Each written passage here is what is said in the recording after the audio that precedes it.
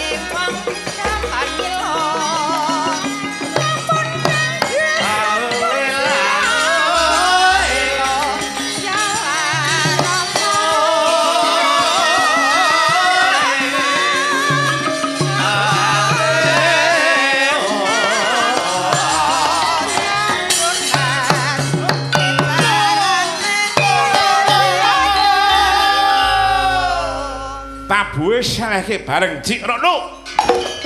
Wis do nguyu sik. Nah. Jam 1 pas Petruk metu.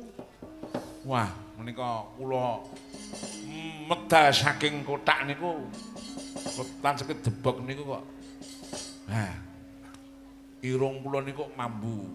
Eneng sing ngombe kopi luwak, eneng sing ngombe kopi hitam dan sebagainya. Kula niku anggar ora ngrokok tajem banget.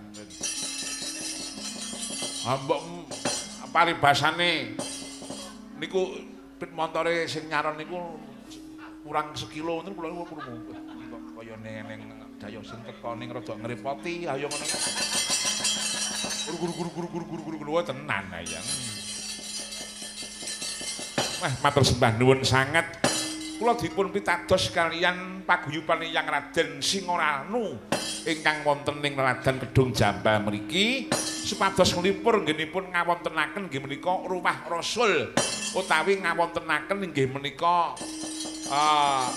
bersih desa nggih saged bersih dusun nggih saged awit makempalipun marga mriki niku dipun antu-antu diarep-arep nyatane eneng kabudayan sing kaya mengkene elek iki sing kaya mengkene apik niku aja nganti padha dielek-elek lho niku. Tenan iki. Nika wong Jawa niku wah tenan. Wong Jawa niku tulisane diwalik niku jenenge waja. Waja niku nek disah niku luar biasa. Jeneh wong Jawa niku duwe huruf dhewe, duwe aksara dhewe jenenge aksara Jawa. Hana Caraka, Data Sawala, Pada Jayanya, Maga Bathanga. Lha niku. Hana Caraka niku mengko werdi ana utusan sing diutus ya kuwi menungsa urip kabeh niki. Nggih kula panjenengan sedaya niki utusane Gusti Allah. Dudu mung sinaya, sidadap, siwaru. Sing maune ora ana isih arupa badan alus nampa perintahe Gusti kang nyipta jagat. Dadi kula panjenengan sami niku nggih utusane Gusti Allah. Ora mungkin kok ora diutus tekan tanah Jawa niku napa nggih enten. Nah. Data Sawala dat ingkang datan suwala yen diutus ora bakal bisa nampik utawa nolak kanggo nglakoni urip-ira. Bungah susah niku sandangane wong urip, lara penak niku nggih sandangane wong urip. Pada jayanya, padha-padha kuwate. Rikalane menungsa urip pun sawise nampa perintahe Gusti, kabeh kuwi mau diwenehi kekuatan awit saka panguwasaning Gusti. Perkara sugih miskin ala becik, ayu lan ora niku mung saka pamawase menungsa niku dhewe-dhewe. Lha. Maga Bathanga mengko werdi, monggo niku werdinipun monggo kang mengko karep yen wis nglakoni urip-ira, pungkasane urip-ira ki mau mung gali goleki batangane. Golekane ki mau kepiye? Ora kok terus dadi batang kabeh niku ora goleki batangane urip niku mau ora kok batang niku mboten. Ngata bagama, ngata tegese ngotongi utawa ngurangi, baga utawa werdinipun mangan, ma niku senggama. Kang tegese menungsa urip kudu bisa ngurangi mangan, ngurangi senggama, ngurangi turu lan sak panunggalane. Kudu nglakoni prihatin. Bengi mlek bengi niki ora mung nyambut gawe tok ning karo prihatin. Luwe-luwe kok nganti ning yoga jam ji ngantuk. Wah. Genah niku. Jangan pokoke sik dhewe sing muni mlek-mlek, niku genah kuwi sing ngantuk ya kuwi wonge. Nyaya jadapa, nya ku tegese niku diwenehi. Iya tegese sanggup. Ja tegese aja ditakokake wae. Gusti wis peparing menungsa kudu bisa tanggung jawabe. Eling marang panjenenganing pakarti urip ngibarate kaya dene utang nyaur nyilih balekake. Lawa satada. Lawa niku tegese lawang, satada niku tetataning dumadi menungsa duweni lawang siji kanggo ketemu kelawan Gustine. Lah, lawang siji niku tegese agama. Monggo dipilih miturut kapercayan sampeyan dhewe-dhewe. Ora kena yok pinoyok. Gusti Allah wae adil. Gusti Allah wae welas asih marang umate. Lah kok umate malah ngolok-olok liyane niku napa nggih bener? Lha niku. Karacana ha mengko werdi, kon niku werdine saka rencana niku karep rencana niku nggih karep niku. Ha sing becik dadi menungsa kuwi kudu duweni tatanan, kudu duweni cara. Muni sakmuni kudu sing ati-ati, pikiran dhisik nganggo sirah. Rungokno dhisik nganggo kuping, delengen nganggo mata, sadurunge ngomong kudu wiling marang Gusti kang nyipta jagat. Nah. Matur nuwun sanget. Luri weton pedan. Lumayan sing ngagem sajan kepranan. Luri weton yojo. Nadyan prasaja sing ngagem katon gembira. Pedan yojo luri pancen karo wong udan kemlure.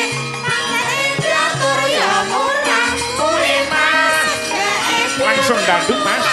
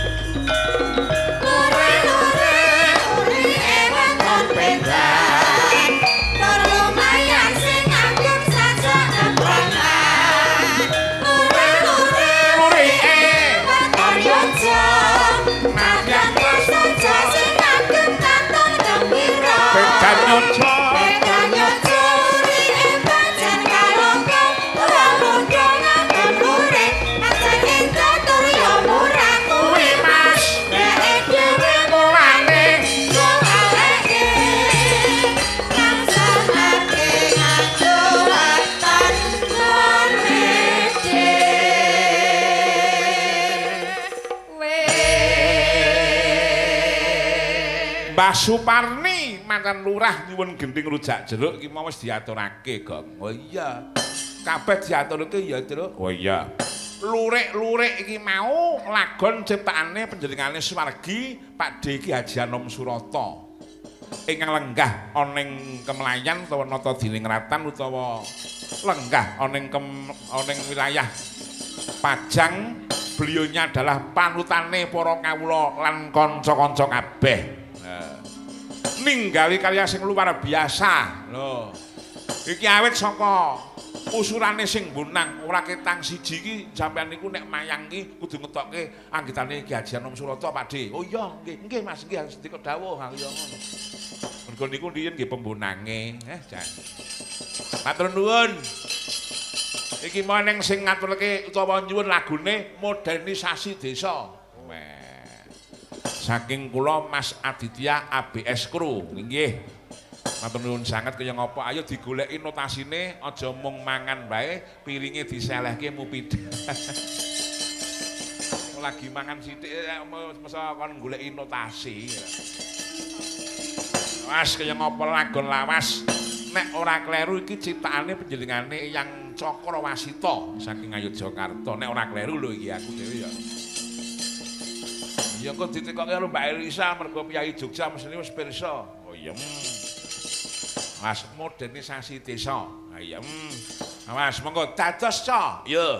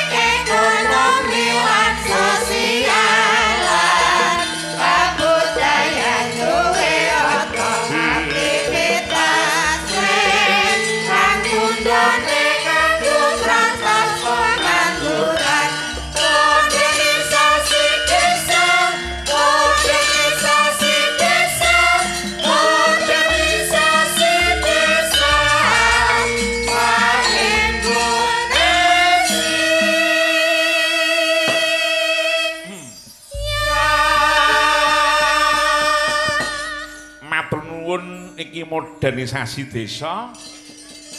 Lagon niki nadyan to wis lawas nanging relevan karo jaman saiki kok, Gong. Oh iya.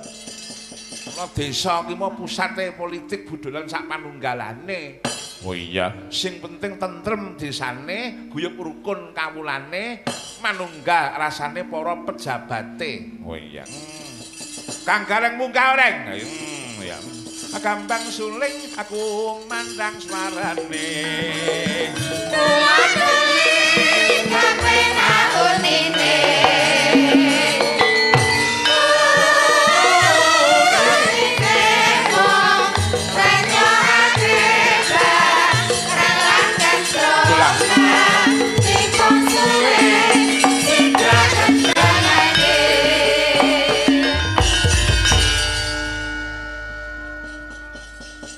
Coba sawangen iki pendopo Eyang Raden Singoranu kaya neng masjide, neng musolane. Pak. Pembangunan makam juga luar biasa. Ketitik Kyai kene iki mau seneng neng bab perkara ibadah, seneng neng budaya, seneng neng rukun, seneng neng bab perkara kabecikan iki Kyai kene. Leres lan ugi makam menika dipun rawat ingkang kanthi sae kaliyan warga masyarakatipun. Nggih. Wah, ngremenaken sanget nggih, Pak. Nggih. Wonten mriki penontone ora mingket babar belas. Nggih, leres. Tasih kewebuak niki. Nggih, Kakang kula kang saking Manyaran Mas Kumbir nggih tasih rawuh. Jenengan.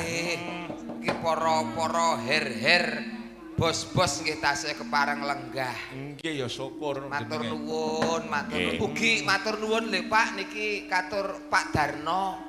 Nggih pripun? Pak Darno sing kula nggih dandan wau bapake Nduk Tika karo Tole Ferry. Nggih pripun Mas? Kok dandan teng mriku Pak wis disuguh napa-napa. Malah niki wau nggih nyokong kangge dokumentasi foto kangge kegiatan niki wau. Weh, ya syukur. Ora lokak rezekine tambah kebak Pak Darno sekeluarga. Amin. Mau ngersake tembangipun kangen wau sampun. Oh nggih Mas nggih. Kangen kalian garwanipun sampun seda 2 taun lawase niki wau. Oh nggih. Nek sampean nek Pak Darno ki mau mergo seda. Nggih. 2 taun. Nek sampean dhisik Dadi tau to ora petuk karo garwane pirang-pirang taun. Apa ya bojomu mati ngono? mboten Pak. Lah ngopo? Pek kanca. Oh ya weh. Tegese kowe iki Sedekah Pak. sedekah. Ora lokak bakal ke Kebablasan Pak. ya kebak. Nyatane kowe ya entuk bojo ning sing murakabi saiki ya iso. Wah, kaya ngono. Kurang gedhe piye nek bojomu semono kae? Nggih wong kula duwe pedoman no. Piye? Pecah cangkir dapatlah gentong ngoten no. Dadi ya gedhe tenan sakniki. Lah nggih. Disyukuri. Lah syukuri Pak. Karena garwa ki mau angger gedhe iki tegese sing ngopeni iki tenanan. Ya sing penting enten sing sudi kersa kalih kula. Nek kula ya ora milih-milih sing penting kula enten bolongane ngono wae Pak. Lho bolongan pripun? Wong urip sing digolek ya mung bolongan lho Pak. Kok iso? Lah kok mboten pripun lho? Piye? Duwe omah magrong-magrong nek ora nek bolongane ya ora bakal iso mlebu omah. Oh iya. Duwe mobil larang kaya ngapa nek ora nek bolongane ya ora iso mlebu numpak mobile. Oh iya tegese lawang kuwi mau ya. Duwe bojo ayu kaya ngapa nek ora nek omahe sing gedhe wau nggih mboten iso mlebu omah. Oh iya. Ngoten lho Pak e. Ngono ya entuk lah. Nah nggih. Coba sadurunge jenenge Mbak Elisa. Napa? Aku tak nyuwun karo panjenengane Mbak Sulistyarini. Oh lah iki. Wah. Ya. Monggo jumeneng saking palengganipun, Dik. Jon ninggal putri moh gonceng. Buka santine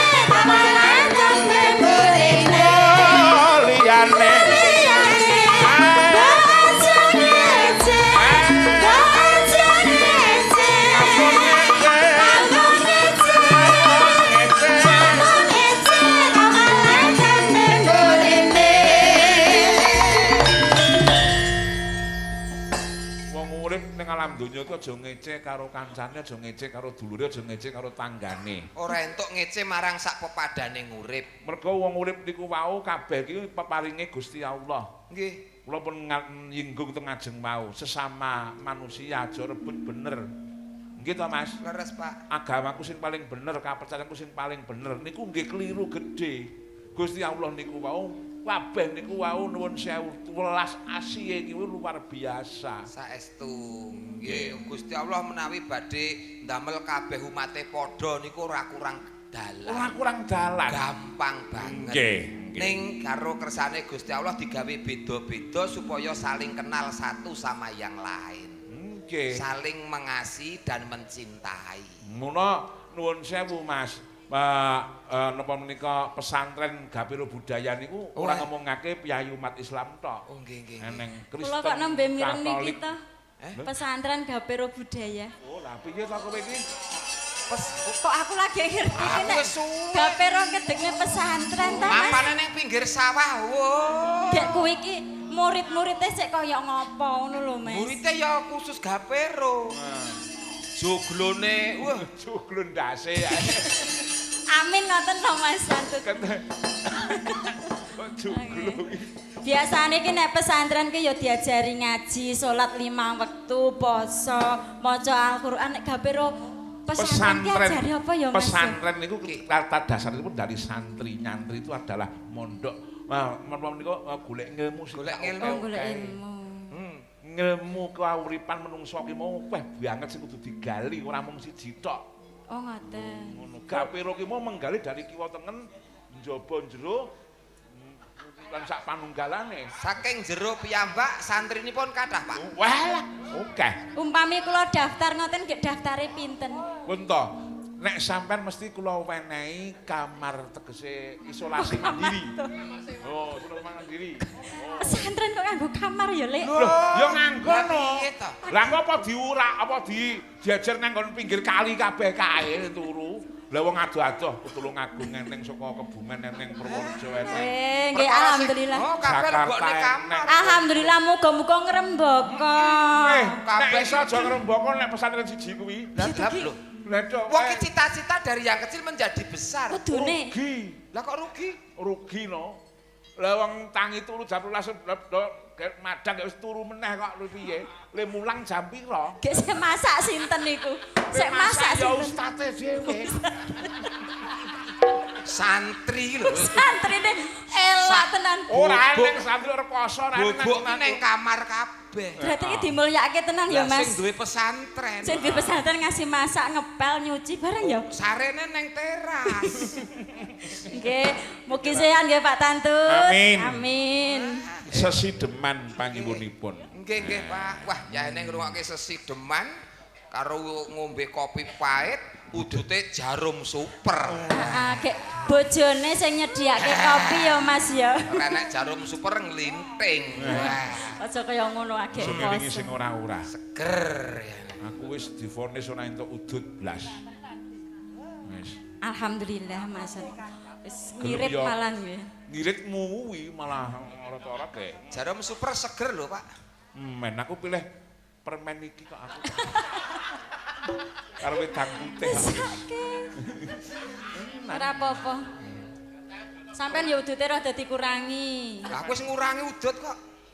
Ya dikurangi to. Nggone taslimmu wis tak kurangi, nggone anu daru wis tak kurangi. Ngurangi udut aku nggone kanca-kanca. Sesideman niki kula kintunke kagem Pak D Komir tan kantun sik iki maca atensi sing akeh banget Nggih. sing ngruntak waca iki akeh tenan iki. Iki dulur lanang kula Mas Lentro. Nggih. Mas Parmo Manyaran tasih nenggani, Mas Pur Dinamo Medion tasih. Assalamualaikum Pak Dalang kula saking Watu Bonang Tawangsari Sukoharjo. Request lagu dangdut tamu undangan ingkang nyanyi Mbak Elisa karo Alaso matur suwun sanget nggih kula aturke. Assalamualaikum lujeng dalu bose. Menjen kesandung asmara kula bayane Genjeng Gunadi Purnawan nggih matur nuwun sanget. Mas Riyanto KSC Gubuk Asmara enten sing nyuwun Mas Topik Hidayah Sabtu Ariyanto lujeng dalu Mas Tantut tulus warung lambe tombo luwe kok lambe luwe tulus warung tombo luwe nah, saking Cikarang wah jan keh tenan iki nek gudel alah ngopo Anu langsung dipateni mawon nek Pateni. nggih, langsung pateni. Mas Tantut kula nyuwun langgam melati runcing ngagem masyarakat Kedung Jambal. Sehat selalu Pak Tantut Pak D mantep saka hadir matur nuwun sangat. Jan. Pak Waris Sugiono nyimak nggih matur nuwun. Pak Hartono Candra saking Karangdawa. Pak Tantut sugeng dalu nyuwun lagunipun katresnan sejati saking penggemarmu Gatot Kalimangir. Kuwi nggih matur nuwun sangat. Mas JT. Bos. Apa? Sampeyan kirim-kirim nggo sapa? Yes, engko kene wae liya-liyane ora. Mas Tri Susilo ringin putih nenggoni ngantos bibar Bapak sehat selalu matur nuwun sanget lho. Iki sing sok kulino menyuplai lauk pauk ke pesantren Kapero Budaya. Kapero Budaya sinten? Mas Tri Susilo. Sing pundi piyayine? Mbuh nang kono. Lauk pauk ndok asin nggih Pak nggih. Ndok bebek kuwi lah, anggere ndok bebek ngono Mas Tri kuwi tekono. Santri Gapero wau Pak, pesantren Gapero wau Pak. Nggih nggih. Kaya apa wae. Berarti santrine iki apike mung nek turu romangan ya. Lesehan ngopi sinambi udut saking dulur-dulur SKTS Karangdawa Mas Mudin Suka. Ya nduk ya ngapa nduk ya. Wiwitane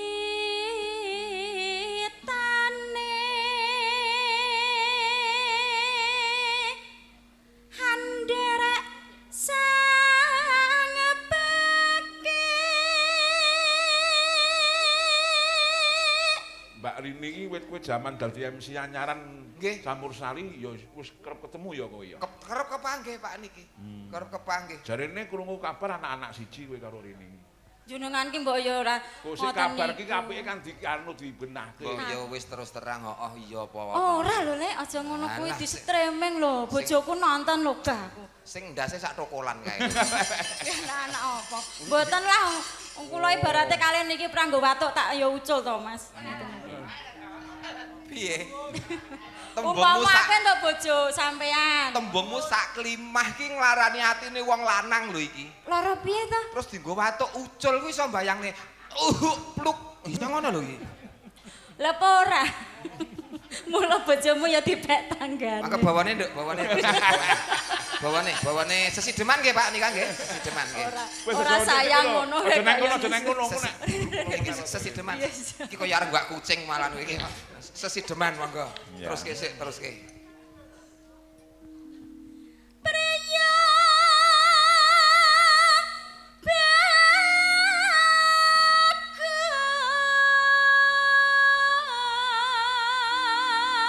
bagus kang ngolabu daya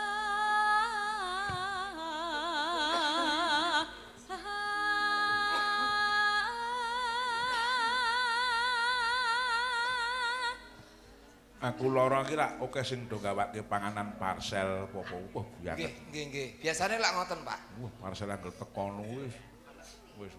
Ngono kuwi wis do rasa-rasa ning nggon cakruk kae. Nggih, jeruke lho. Aku pere lho, aku apele lho.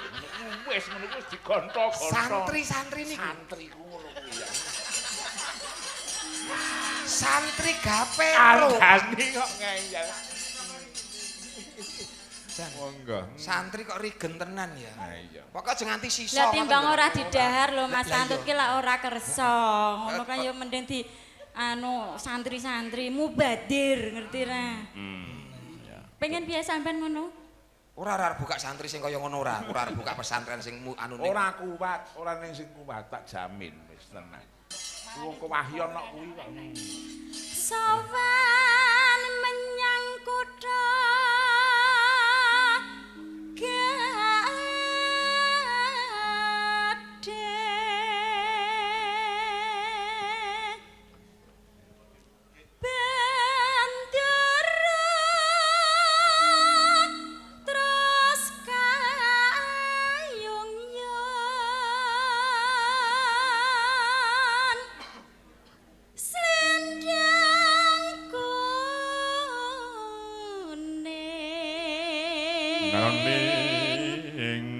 kang saking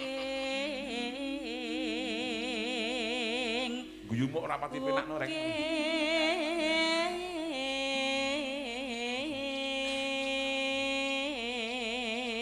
Ngapa to, Lek? Guyu ndaru iki lho. Ngapa? Udut swam suwe enak ngenekke. Asline iki kanca-kanca iki nek udut ketoke kaya masang ngono ya. Kaya ben enek sing kepengin udut ngono ya, Mas. Alah, aku ora pengen. Tenan mbok dikeki udutmu ya ora. Yalah. Ngenteni sok jemuah. Kula iki kerontor-rontor. Kula iki kerontor-rontor jenengan enten rumah sakit. Yalah, Pak Tantut kok ya iso gerah ngono lho. Menungso kok ora iso lara ki dianmu apa piye? Tapi mong sepindhan iki mawon. bibare terus sehat. Sepisan iki.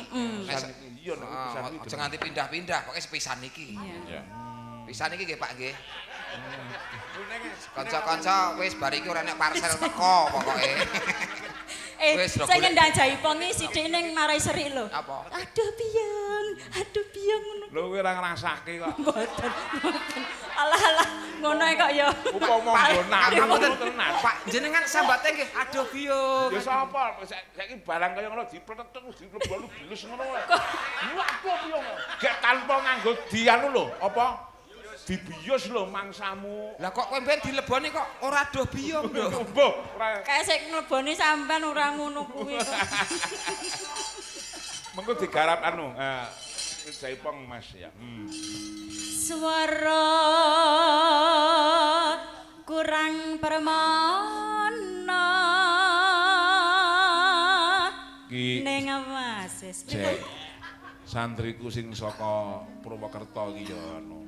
Iki kula teng griya teng pesantren kali Nurdin. Lho, Nurdin ki santriku sing jos. Nggih. Njak Ora neng asalamualaikum ngono lho neng. Luwe. kok ora enek petingane ya. Oh, kadang. Jenenge biasane pesantren kaya assalamualaikum abah ngono lah ya. Jenengan ten mriko celukane napa, Bos? Ora neng abah ora neng. Abah ngoten. Ora. Lah napa?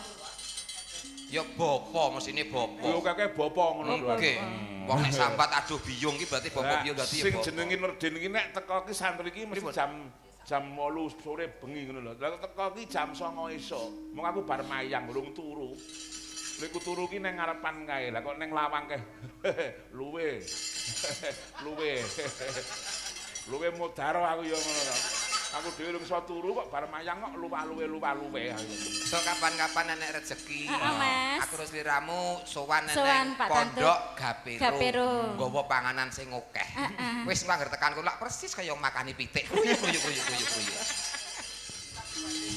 Swara kurang permana ning wasis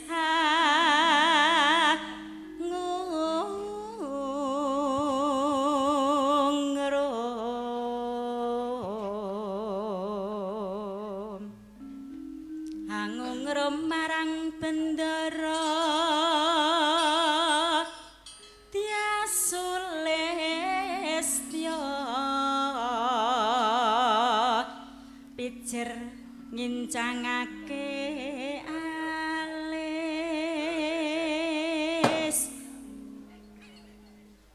Pripun, Bos? Ayo kek entek-entekane tempat nggon iki. Anu lho Pak, jenengan sakit iki niki deg-degan terus anggere nek dok apa nulis enten apa Pak?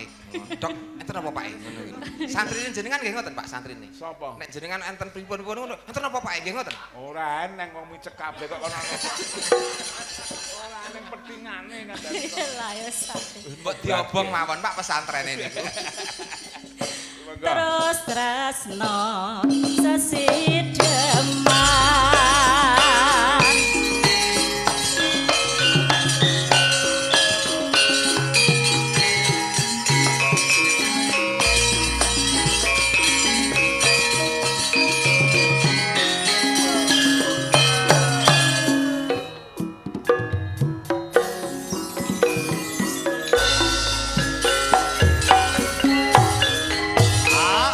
Luwih becik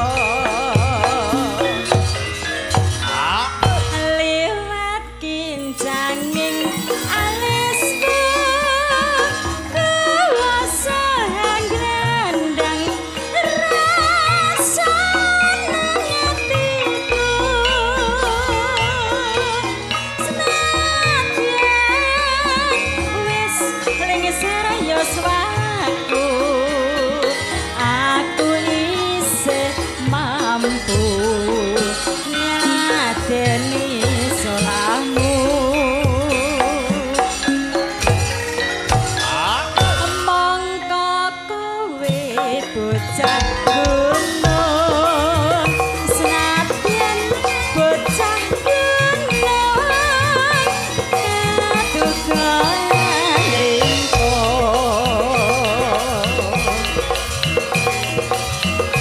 jiwa ragaku kok turun tahur matan mampro rupo ngarepin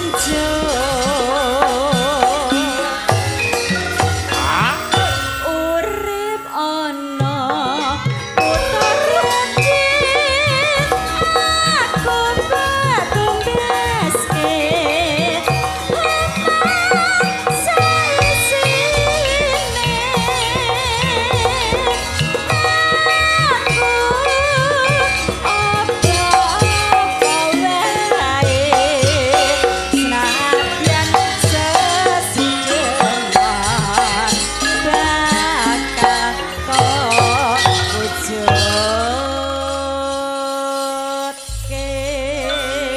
Matur nuwun Pak Tantut.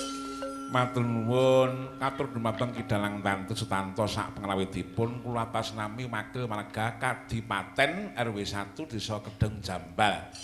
Ngersakaken lagon Gubuk Asmara bawanipun pocong ingkang badhe bawa kula atas nami Bapak Sarijan, penghuni Gunung Merapi. Waduh. Lajengaken badhe duet kalian Mbak Elisa. Wah. Jadi Sarijan ki tunggale Mbah Marijan kae. Mbok menawa. Gending kasebat badhe kakintunaken panjenenganipun penggali danau inggih matur nuwun sanget. Mboten saged kula waos tunggal pokok setunggal karana panjenengan seratanipun kathah sanget Pak. Bakenipun penggali dana sedaya ngeten nggih. Wah, Jan, nggih. Wong gawe layang arep pengen bawa teng panggung malah kaya maca proposal nggih, Pak. Sakek okae. Mbok menawa piyaine durung kundur krana wis dadi perjanjianku mau nek arep nyumbang bawa nyumbang lagu wancine goro-goro. Mboten. Pak Sarijan nggih. Nggih mbok menawi asmanipun ngaten niku. Taksih lenggah Pak Sarijan. Menawi pun kundur nggih nyuwun pangapunten ning menawi tasih lenggah pinarak mriki. Nggih pun menawi nggih. Oh, anu Mbak Elisa mawon Mbak Elisa. Nggih. Mbok nawi pun kundur Pak Sarijan. Nggih. Nggih. Elisa, nggih. Menesake Gubuk Asmara. Kayane mau Wah, Gubuk Asmara. nika lho sing ditenggani bos-bos kita. Wah. Mas Ferry, Nggih. Mbak Tika, Nggih. Pak Darno, Weh, niku ketuane Pak Guyuban, Nggih, Pak perantauan Pak Haji taksih Tasik lenggah. lenggah. Sembah nuwun. Pak Mardiyanto. Nggih. Kok Pak Harno ki Harno mbahmu ki ya. Pak Mardiyanto. Lagi Pak Mardianto. Kowe mau muni apa? Pak Darno iki sebelah ini kan lho. Oh iya bener bener Pak Darno. Aku wong kene lho, Pak. Oh iya. Aku wong kene. Iki wilayahku lho, Pak iki. Ya. Dawuh Pak Petro. Gubuk Asmara mau sampun. Sampun kok nggih. Dereng Dereng, kadosnya. nggih. Sampun sing wingi ten Kalimantan niku pondang iki dereng nggih. Tadi nggih wonten pamundutan saking Pak Mario dari Bayat menika Mawar Kuning. Saya nanti kalau ada waktu saya aturkan. Iya. Jangan sampai panjang-panjang. Deh. Jangan nanti-nanti sekarang juga karena pilot tadi belum. Oh ya, siap. Ya. Nggih. Pak De. Nggih, klebet santri Pak menika. Tahu niki malah. Niku malahan. Oh, berarti Malah senior santri ini. Oh, santri lawas nggih niku. Nggih. Niku nek teko ngomong nggih.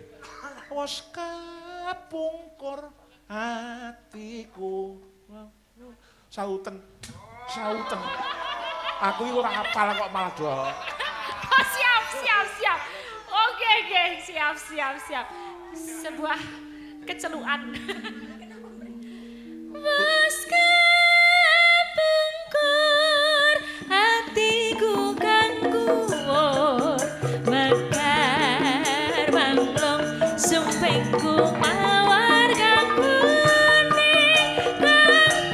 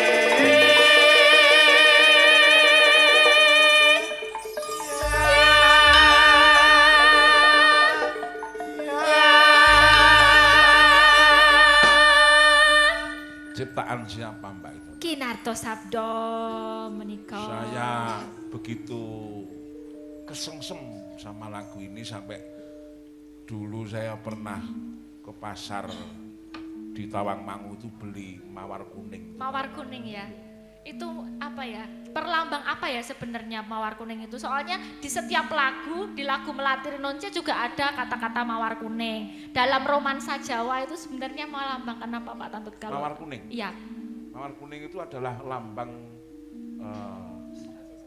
sebisa-bisanya itu.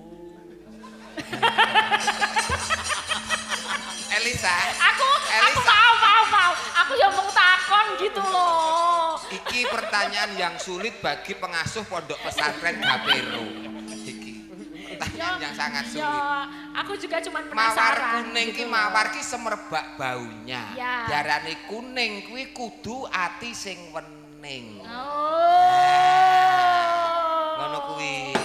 Wis lara mbok gawek-gaweke ae. Ya. Kuwi mawar kuning. Iya betul. Nah, kuwi nek mawar abang beda meneh. Oh, nek abang. Semerbak baunya harus bangga. Mula aku bangga. bangga. Ngono kuwi. Nah. Mawar coklat ana ora? Coklat. Bosok kuwi. Wis rada wingi telung dino. Anu bose. Cocok dan melekat. Bose. Pak Haji, nggih Pak Haji. Tanggal pinten? Oh siap, dari Pati ya. Lagunya apa? Ya, iki Mas Ferry dari Pati Kudus sana. Kudus ya Oke, ya. Mas ya, Ferry. ya, ya. Aduh, padahal nek wis gawa gepongan gitu aku nggak enak loh. Ora apa-apa, Nduk, wong ki ngomah duit kintalan kok, Nduk, iya. ora apa-apa. Gubuk asmara nggih. Iya.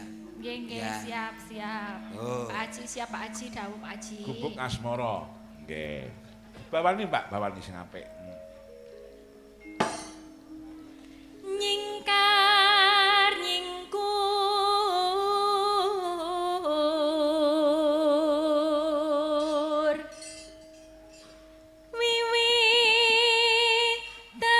wiwitane nyingkar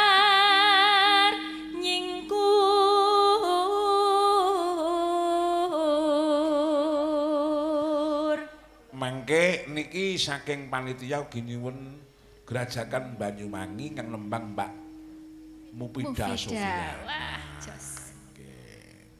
Lingsam yen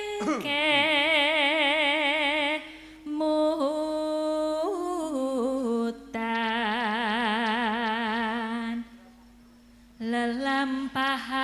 lelampahan kang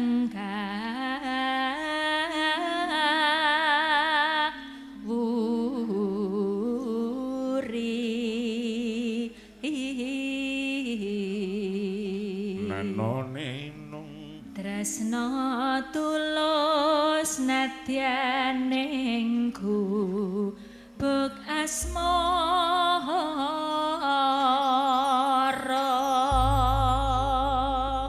Monggo dipun aturaken ya. Yen liwat aku kelingan gubuke biyen tak kelereng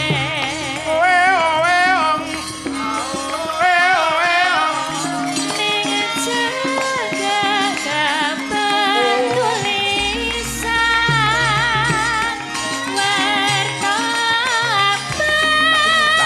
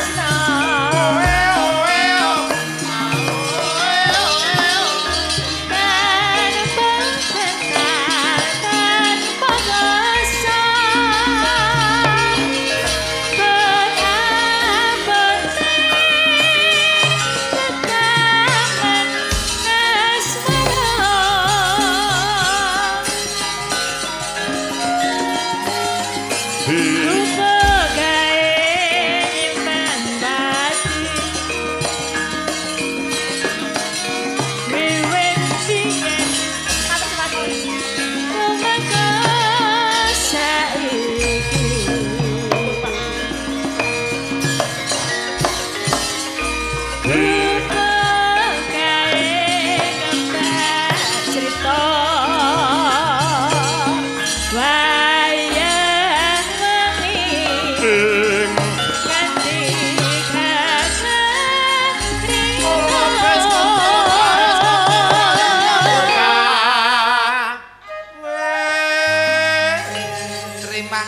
kasih banyak. Matur nuwun Mas Ferry, lumantar panjenenganipun Pak Haji. Jadi sing ngajak kebaikan iki Pak Haji. Pak Haji. Ayo lho ning panggung, Iya. mumpung anek kesempatan berbuat baik ngono.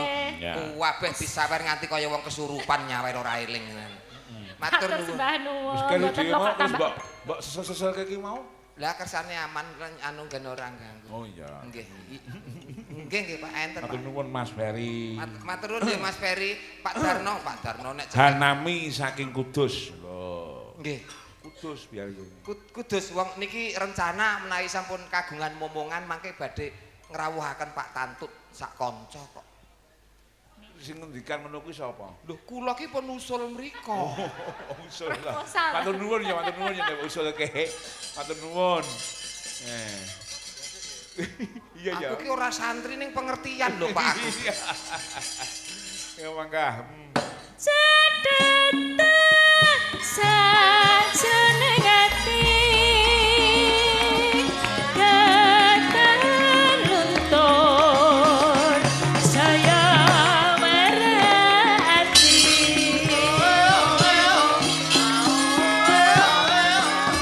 aku kowe dadi garwa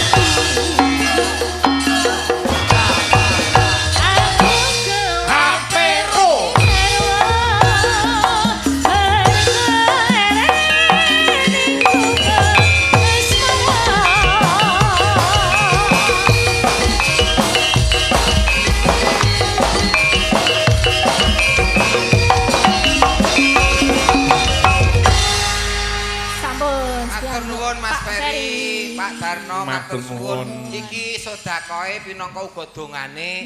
Muga Mas Ferry Dek Tika ndang pikantuk momongan. Amin. Amin. Pas mantene wingi sing kula bintang tamune.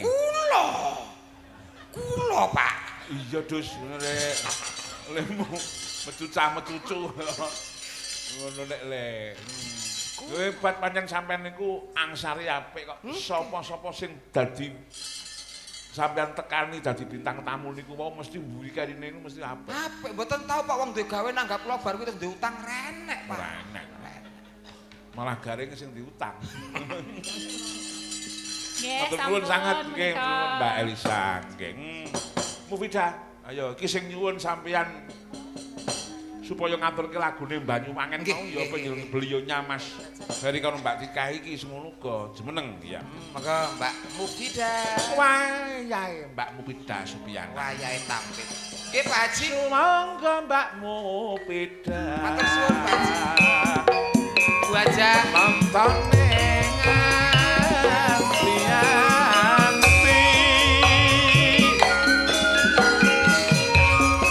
Mbak Mufida, Mbak Mufida, oh Mufida, Mufida, Binara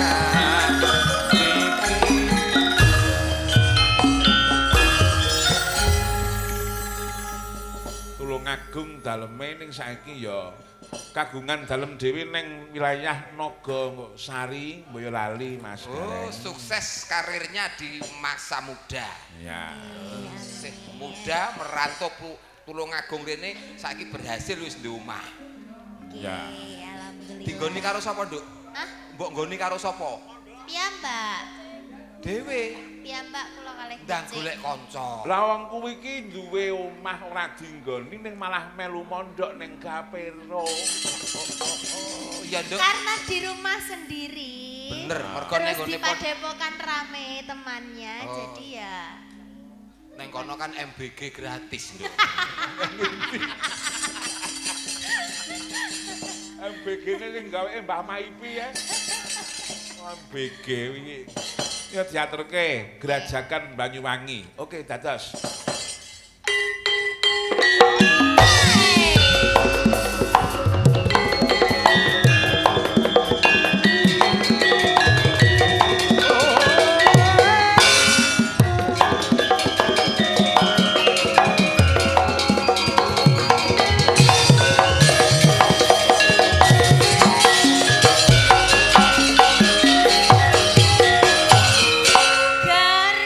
Gerajakan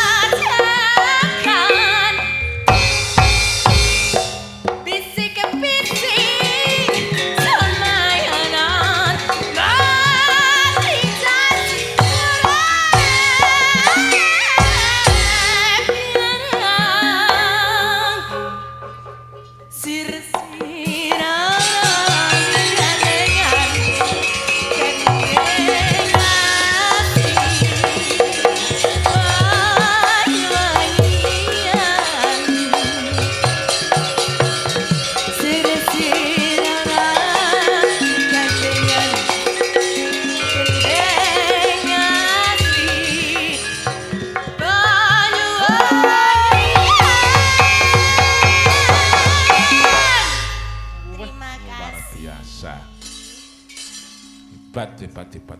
Mufidah, Pak, Mufidah. Mufidah. Jenenge santri pinunjul ngeten iki, Pak. Ya, pinunjul nyambel teng klothak, kluthak. Dilambari ya. Oh, wong urung ngerti nggen memasak, Pak. Nggih. Ya, wah ning sedikit demi sedikit numpun saestu Pak nipun hebat luar biasa. Lu nek untuk kehidupan sehari-harinya beliaunya itu wis luar biasa. Luar biasa. Entase bocah wingi sore duwe omah dhewe. Nggih. Duwe kendaraan dhewe, mobil dhewe, bite kuwi ora eneng sing duwe sak donya. Suarane kok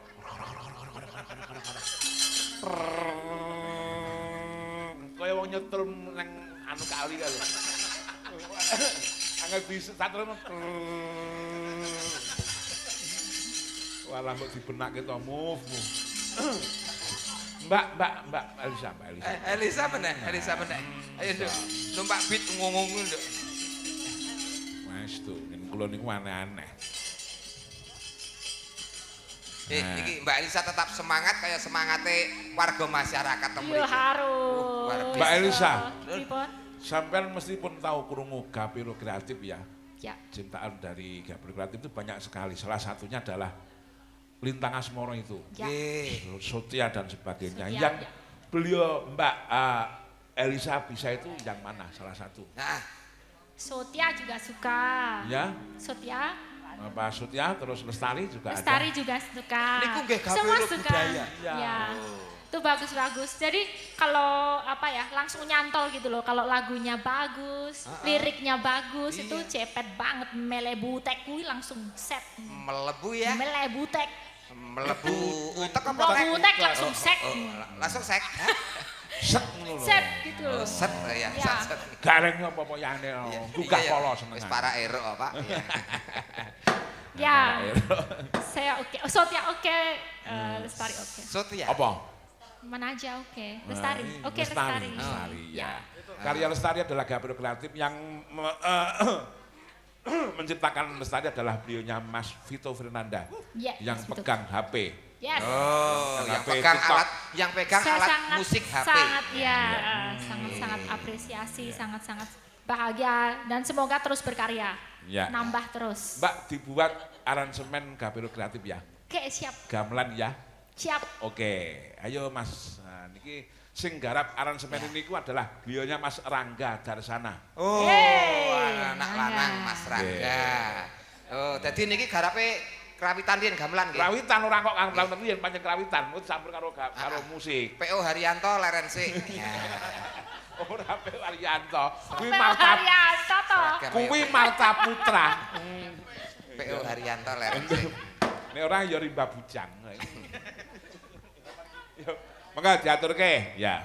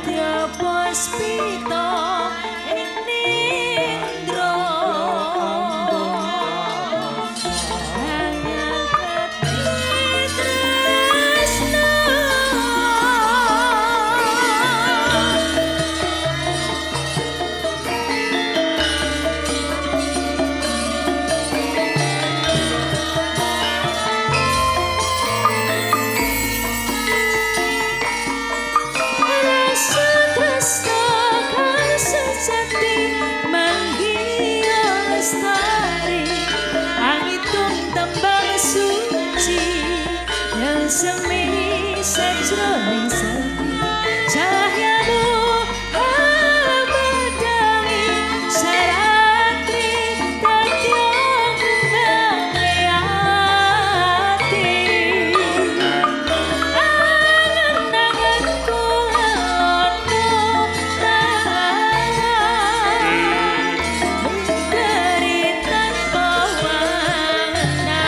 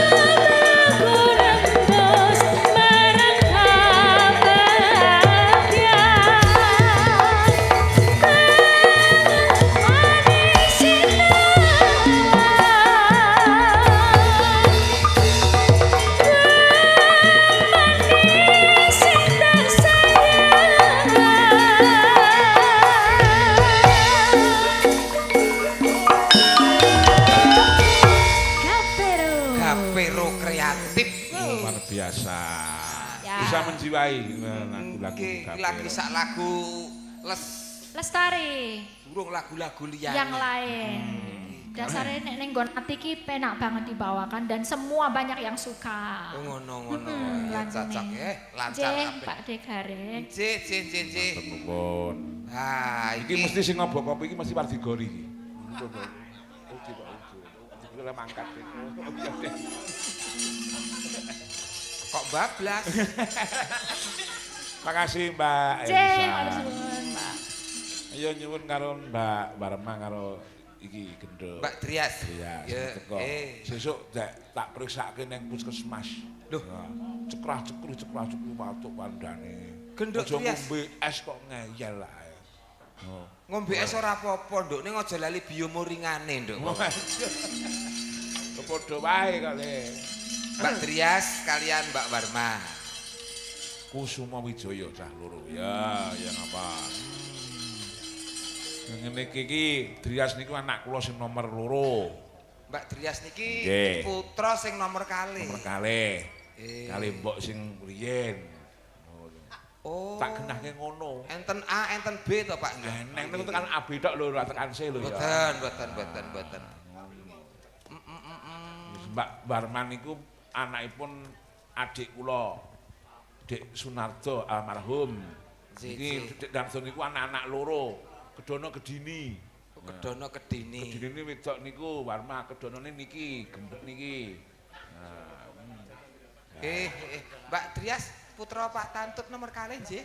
Nggih. Oh, nggih. Barepe Mas anu nika. Wis dah. Nggih. Terus panjenengan. Lah terus kagungan adik pinten sakniki?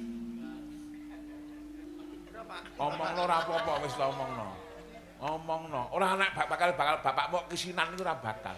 Mergo kabeh anakku tak openi kabeh kok. Oh. Aku jawab. Trecek nang kono-kono tak openi kabeh. Bukan guyu tak keprondasmu. Wong yo Pak iki Pak tertib kok iso tlecek ora. Ora ya Nduk ya. Tertib ya Nduk ya. Anu kamu sakit ya? Enggak. Oh enggak. Oh ya wis enggak ya wis. Ya wis. Kita didongake karo Lek Gareng malah. Pun siap. Dados ya Kembang Kusuma Wijaya. Oh Kusuma Wijaya. Amos.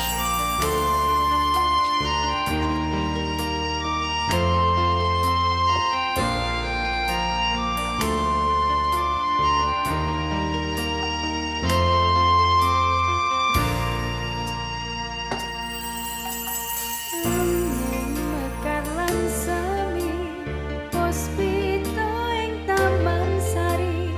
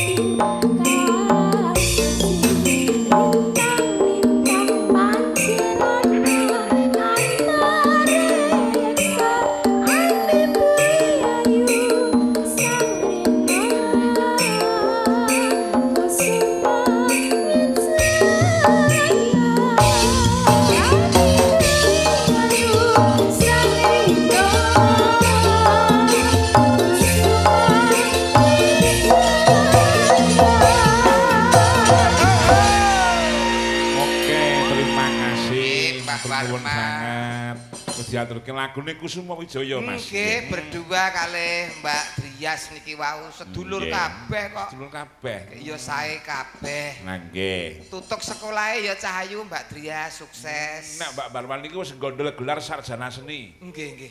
Cek to Pak, jenengan ketoke sakit ki mergo gendong Mas Rangga kae pas wisuda pas nika Pak.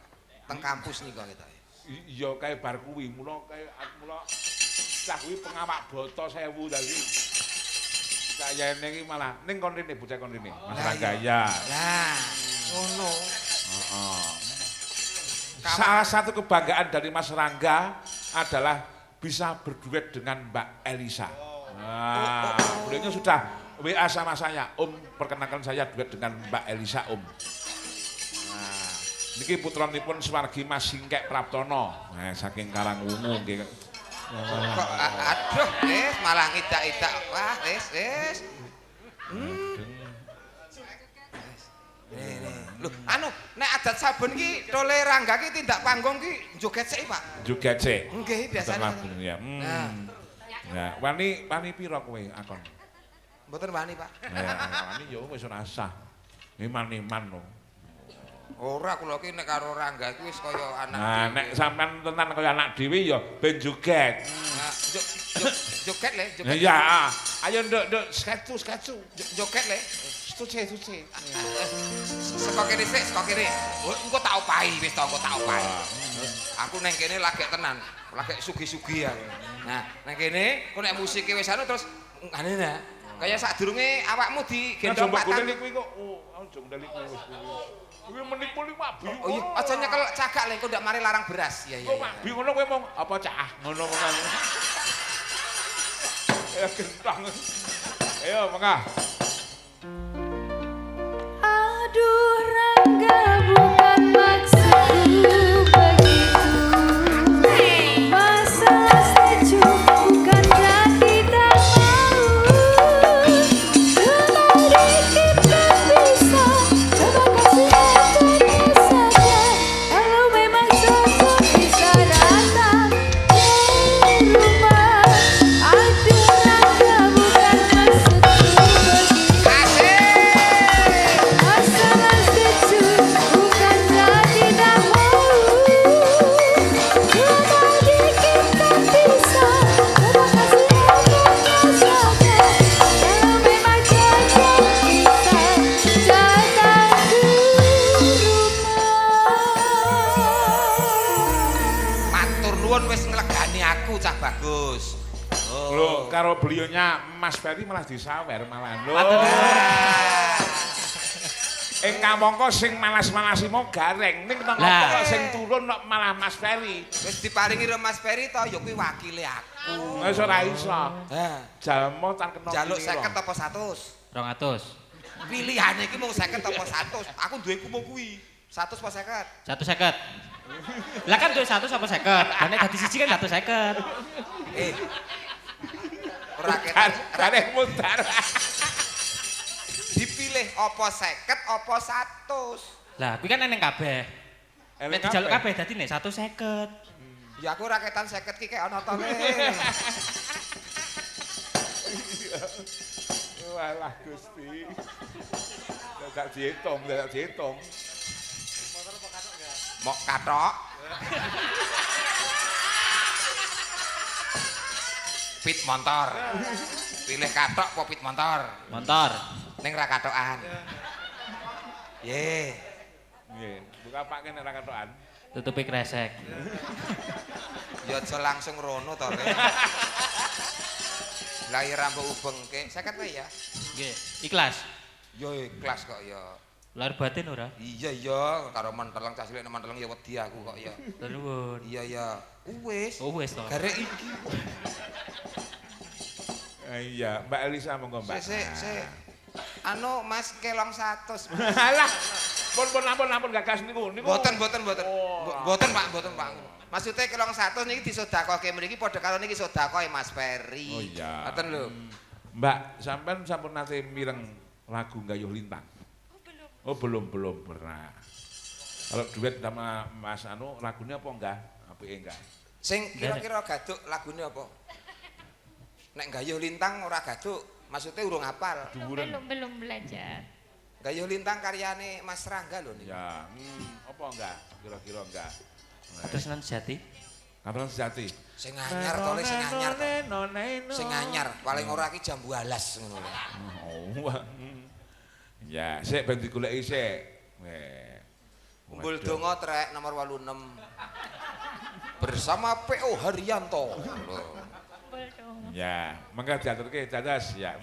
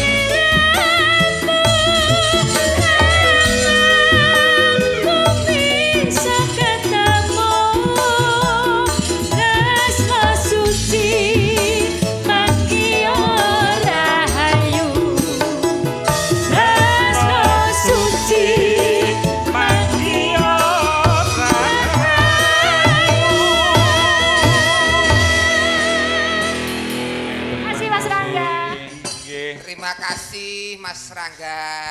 Nggih. Matur nuwun Mbak Elisa. Sembah nuwun Pak Tantu, Pak Petro. Keripik gedang, keripik tila sithik dang nonton rata. Nggih, sehat selalu Pak Tantu. Alhamdulillah panjenengan nggih. Mbak Mas Napa menika Tarno Tania Jaya. Matur nuwun sangat. Terus Tarno. Pak saking Pondok Ungu Pak Ngadino matur nuwun Mas. Lho Pak Cekap semanten nggenipun goro-goro tak nutup kelakon ya Mas ya. Wis jam 2:30 Nah iya matur nuwun. Sehat ya Pak. Pangestunipun Sehat. nggih amin amin ya. Amin. Nggih matur nuwun Mbak Elisa nggih.